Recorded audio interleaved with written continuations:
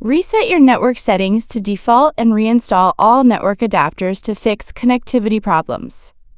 First, right-click the Windows Start menu icon and select Settings. In the left sidebar, click Network and Internet.